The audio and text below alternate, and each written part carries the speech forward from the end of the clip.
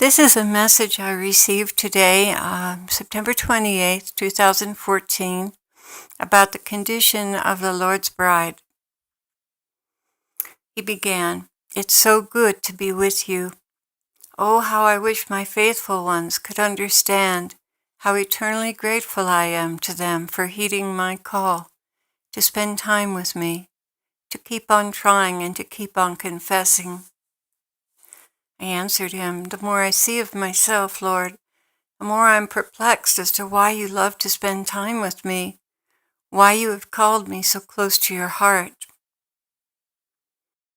And as a side note on that, I've spent several days repenting for presumption and pride and several other things. So I'm really in a place right now where I recognize a lot of things that are not pleasing to the Lord, but that he loves me anyway. And he goes on to say, all of this, in other words, me being perplexed as to why he loves to spend time with me, is beside the point. I can do anything with one, just one that is willing. And here I have two who are willing, and many brides who are prepared and willing. How wonderful is that for me? You just don't see or understand. There's much I must keep secret from my prepared brides, or they would indeed be ruined. I think he's talking about pride here. But suffice it to say, I am most grateful that they have given me all they have, that they are so willing and eager to please me and to do my bidding, no matter how little return they get from the world. This is a rare quality, giving without getting any reward, without seeing any fruit, still giving, and giving more. And I answered him, "Lord, you are my reward." And he said, "And that is as it should be. Just be my faithful plow horse, pulling, even when you're tired and hurting, still you are pulling. All of my faithful ones do me great honor by their obedience in these supposedly small things. Yet I tell you the truth, they have gathered much fruit for the kingdom of God by their simple, unflagging obedience. Much fruit. So do not be alarmed at what others call a lack of fruit. Do not concern yourselves with these petty things. Those who have obeyed have brought forth much fruit, although at this hour it remains hidden." Now here he's speaking to the bride. You have pleased me.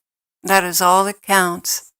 You have taken quite a bit of calumny from those closest to you, but others see the pearls in my kingdom that you are. But even if you were fortunate enough that no one could see, still you have borne much fruit by your simple, detached obedience. I think he's means detached in the sense of detached from worldly rewards. And without self-seeking, rather at all times seeking me and my approval alone. This is what I have meant. This I will reward. And still you will stay small and safe, tucked away in my heart, abounding in love and grace, much to my glory. There are yet many surprises for my bride as she grows in lowliness. I will entrust her with more gifts, and she will prosper in her work. And I answered him, "Oh, Lord, are you going to be delayed that long?" He replied, "You're a clever one, you are, trying to get it out of me, huh? Well, let me tell you a little secret. I don't know any more than you do." I answered him, "That's impossible." And he said, "Would I deceive you?" "Good grief, no, you wouldn't deceive me." "Good. Then take it at face value. I'm waiting too. I am indeed waiting. And while I have an overview of the condition of my church, I do not know when the Father will say, 'Enough.' All I know is that we are at the door and waiting for the word. We truly are. I told you my bride is not ready yet, but that does not mean that he will continue to tolerate those who are not working to catch up. If the apathy continues, well, you can figure that one out. Lord, I don't understand, really forgive me, but how can you, God, not know anything? Truly this mystifies me, and it makes it so difficult to take your word at face value, even though I know you would never deceive me. I know and I understand, he replied. May I say that I have chosen not to know. Do you know how painful this is for me? I am indeed too close to my bride and have so many expectations for her, but she is not living up to them. She is not responding to the life I'm pumping into her. You can see it by the response to YouTube's. What you and others have done to nourish her is extraordinary in these dark times, but she pays little to no heed. This is why I suspect that the sign to commence the rapture may come, in spite of her lack of readiness. Can you understand how much I love her, how much I long to see her completed in me? Oh, how I long for her. I have so much to give her, but she's not responding, Claire.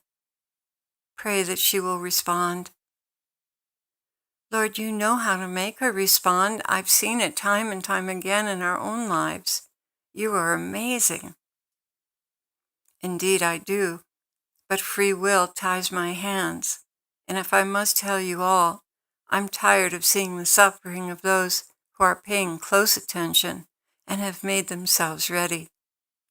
That means more suffering for them, and frankly, I'm tired of seeing my gifts ignored while my bride goes blithely along, ignoring the signs of my coming.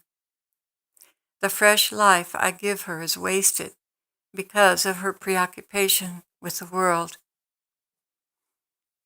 But Lord, you have the antidote for that. Yes, and it involves more suffering for those who are faithfully waiting. But Lord, compared to your suffering for us, can we ever suffer in patience enough for just one more soul? Well, it isn't hopeless, but it is nearing that point. All I can say is be ready. At any time, my Father could call a halt to this. Any time, Claire. Wow, really? Really? Now I have explained to you why I have chosen not to know. Please do not hurt me by your unbelief. And that's the end of the message.